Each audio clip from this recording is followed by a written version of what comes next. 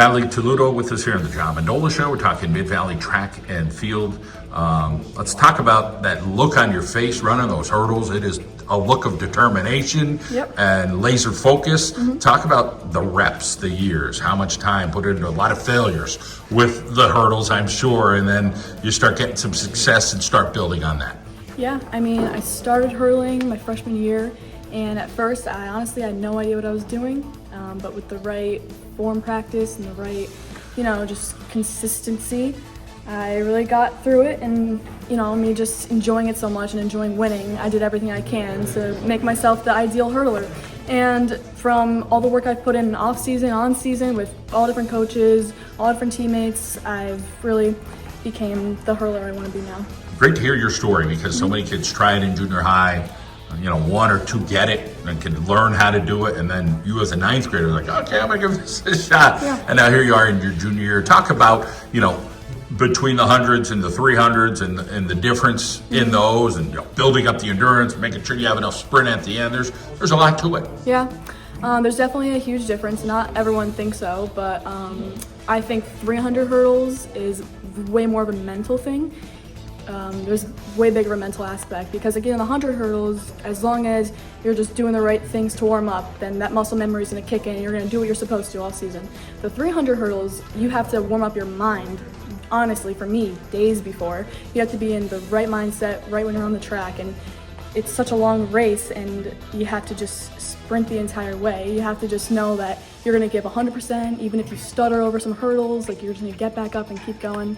You just have to prepare yourself mentally for 300s for sure. I'm not sure what it is, but something about Scranton Memorial, the 300s look like a little bit more than 300. It's a little bit of a mentality thing that you got to kind of get over that, but it just looks intimidating to do that race. Let's talk about, feeling good about yourself after you're putting in that work like you have. Yeah, definitely. I remember, for example, at the Twilight Invitational at North Pocono, I had a really good day, and I just remember getting my first gold medal of the day. That set me up for the rest of the day. After that first success, all I wanted was to be on the podium even more, because that feeling is just so rewarding. So being, winning, I like how my events are set up in the day, because I do the 100 hurdles and the 100 dash, and then later the 300 hurdles. So if I'm doing really good in the sprints in the beginning, I'm going to have that mentality, just keep going, and don't stop until the meet's over. Not many people, there's it seems like it's 1 out of 100 could do the 100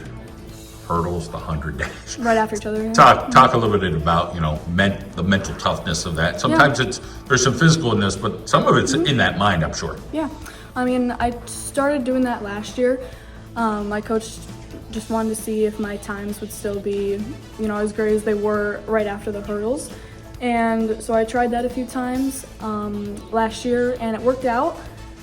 So I thought it was really fun, because it almost gave me a warm-up. So this year there hasn't been a meet where I haven't done the 100 hurdles and the 100 dash right after. And honestly, I kind of use it as a warm-up, because it's 100 dash and then 100 dash, and I feel more ready for the event after if I'm given that full-out effort right before. I really enjoy it, actually. It's really just exhilarating to get back. And I love people always, oh wait, you're about to go over the start line again? And it's good. Two things that people aren't doing, right? Yeah.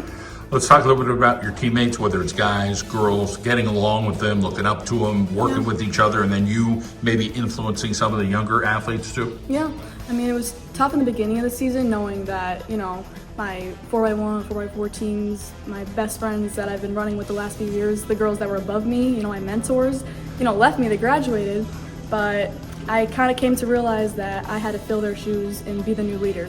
And in the beginning of the season, I was disappointed that I wouldn't be with my girls again, but I kind of have a whole new perspective on it now, because now I know that I have to be that leader, and I have to be that girl that all the other younger girls look up to, and I have to be what makes them want to come back on the track every day. So let's talk about that family of yours, the support you get, whether it's mental, physical, some foods, some rides. Yeah, my parents, my siblings, especially my mom is really great with that. She always knows that I'm particular with having really good meals after my track meets and having really good food before track. So she helps me out. She cooks for me. She's, I drive now, but she'll give me rides here and there. And she's always just my biggest cheerleader and telling me that, you know, I will do. She's just always. She's a little bit hard on me as well, though, because she doesn't want me to. She doesn't want me to have a big head, you know. She wants me to make sure I do everything I can do, but also be humble and work my hardest. Well, you sound balanced and talking to you, Yeah. that's for sure, that you want a little bit more, but you're grinding away there at Mid Valley. Yeah. Well, congratulations on all your successes, and of course, all the best. Thanks a lot.